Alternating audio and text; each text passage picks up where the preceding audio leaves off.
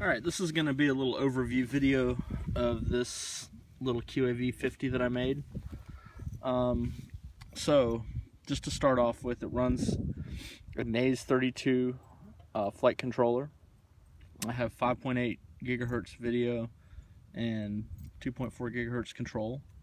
I have this comically oversized battery on the bottom just because I'm in the process of switching to 4S from 3S. Originally I was flying just with the regular arms on 5x3 or 5x4.5 inch propellers, and those worked fine, but I've been sort of tempted from watching other people's videos to try to go a little bit bigger. So I got the little 10-degree motor mounts, which were pretty inexpensive actually. And the other thing that I just did, which I'm flying these for the first time, is these Cobra. They're 2208 2000 kV motors. They look really awesome. They're actually a lot bigger than the Sunny Sky 2204 2300 kV motors that I was using before. So these are the ones that I took off, and you can see how they're probably about the same diameter, but these are much taller. So I'm assuming that's going to give a lot more power. You can see some of the earlier videos where I was running these on 3S and 4S on these same props, and it does fine, but I'm going to see if there's a significant difference, and I think that there probably will be. So the other thing is I have this little black wrap that's sold by Lumineer, and it was a real pain to put on and off. Well, luckily I haven't had to take it off too often. I took it off once, but you really have to get it stretched out in order to get it over the camera and then on the posts. So maybe, I don't know, maybe somebody else has a easier way to do it, but I struggled with it for a while.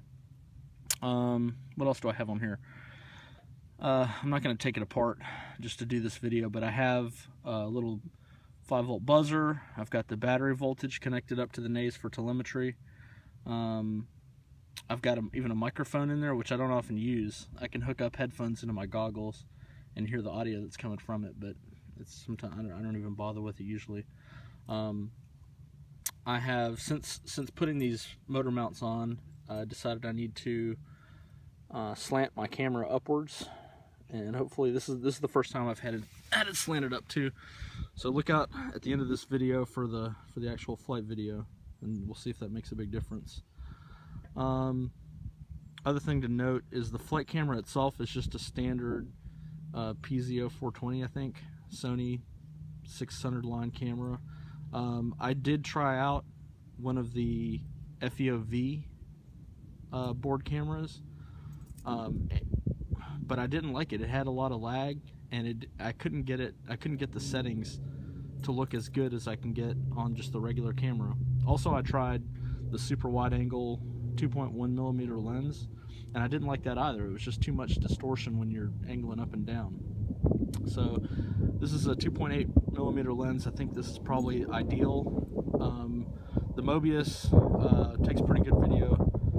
It just has the normal lens. It doesn't have the wide angle Mobius lens, and it's fine. The video that comes out of the Mobius is pretty good.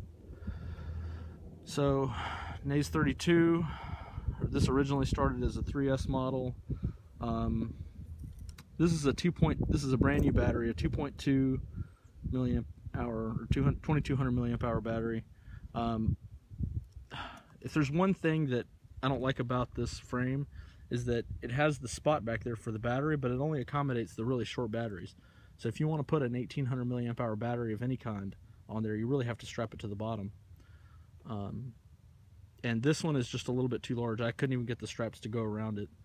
So I have an 1800 milliamp hour high discharge battery coming, and hopefully that'll look a little less comical. Also the speed controllers, you can see them in there. That's my own little shrink wrapping job. These are the 18 amp KISS ESC speed controllers, and I have the one-shot 125 enabled for, I guess, a faster response rate, or PWM rate. And those are awesome. Actually, I had some sort of generic Simon K flashed 12 amp speed controllers on to begin with, and I noticed a huge difference when I put these on. Just in terms of, I don't know, just it seemed like it was easier to hold to change altitude, and it was just snappier in general. So I can't put my finger on it, but I like them. And plus, I needed those to go to these bigger motors and to go to 4S. So I'm glad that I pulled the trigger on those, because those are kind of hard to find, I think. In terms of the video, it's just it's a Immersion RC 600 milliwatt, I think 600 milliwatt 5.8 transmitter. I don't have any OSD set up on there. I don't know if you can see way down in there. No, you really can't. But I don't have an OSD set up. I have one of the little Minim OSD or QAV250 boards that I'm trying to get configured, but I can't seem to get little Arduino software to flash the correct firmware onto it. So that's going to have to wait. It's sitting on my desk right now. In terms of this crazy dog, can't do anything about that. But in terms of the video, this makes a big difference actually. I was using the a module for the goggles, and it was great, but the range wasn't spectacular and it cuts out a lot. The diversity receiver, also I think from Immersion RC, is awesome. And when I build my next one, I'm going to build a little bit bigger one and go to 2.4 gigahertz video. So I'm waiting on them to put out their diversity 2.4 gigahertz receiver. I know they have an old one, but it's discontinued. So that's really what I'm waiting for. This thing is awesome. The video that comes through is perfectly clear, and I don't know if that has something to do with my little, I put a little LC filter on the drone. I need to connect this. Excuse me, I'll probably cut this part out, but I got to connect this to, this separates the motor stuff from the video stuff. So I'm just going to connect that real quick.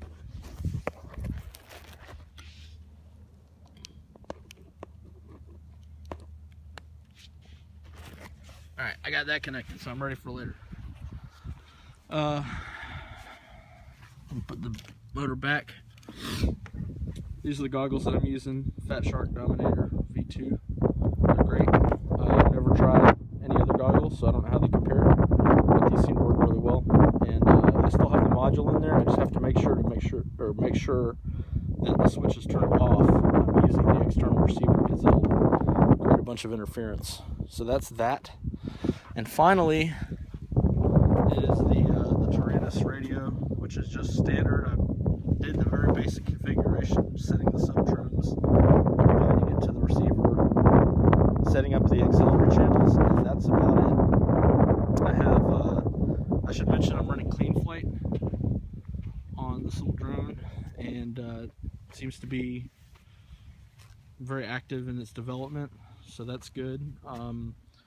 On Cleanflight, I'm using PID controller 3, which is the, I think it's the latest multi-Wii PID controller.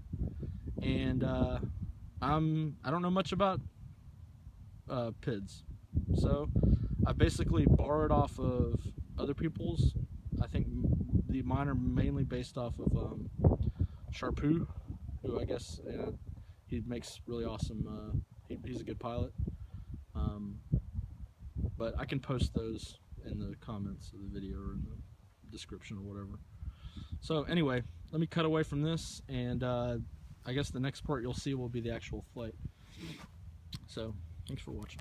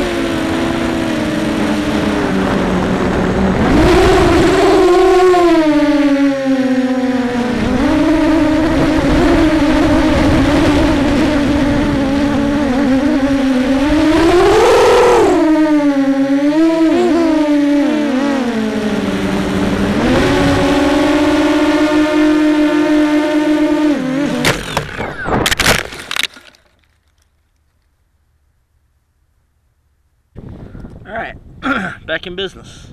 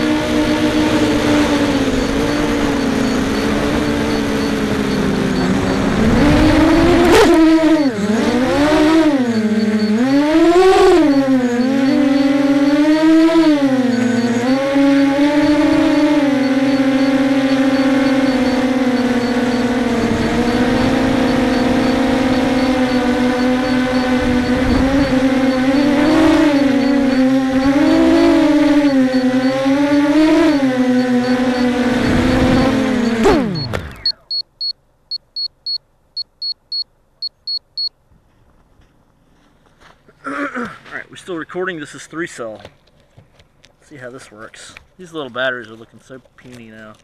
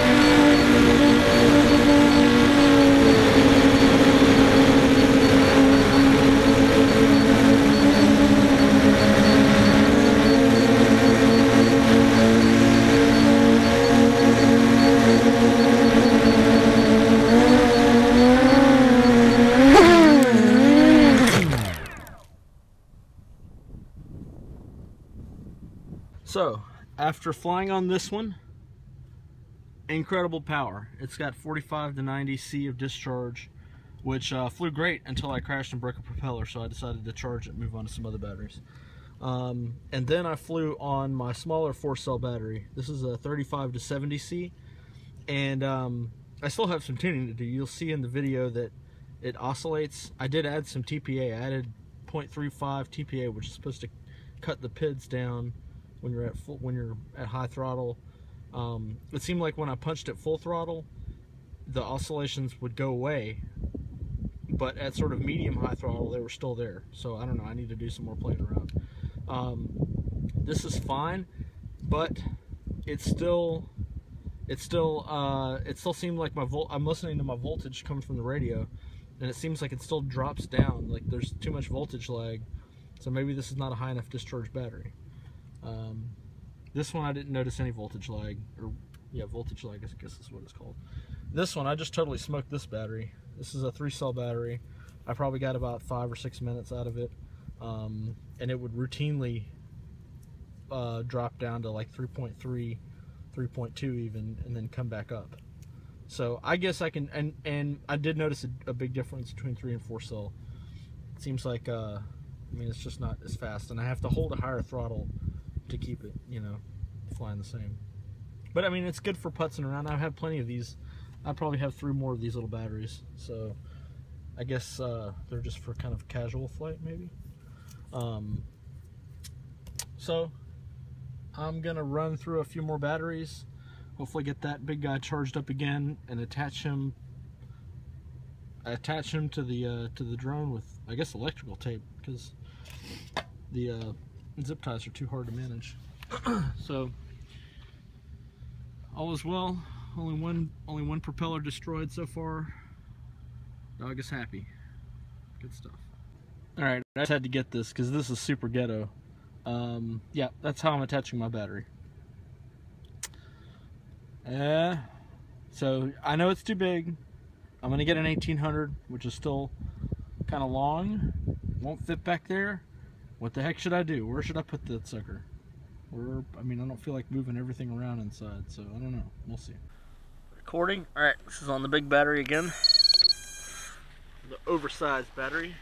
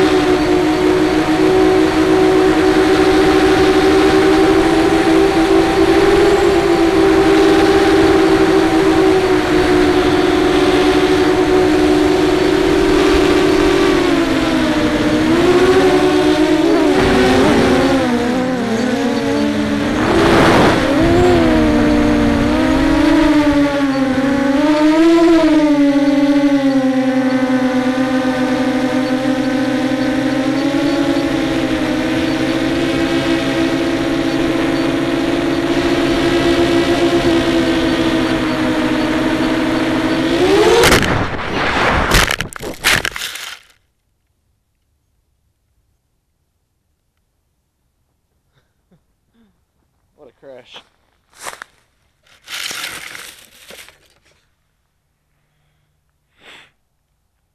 Damn it, I broke 3 propellers.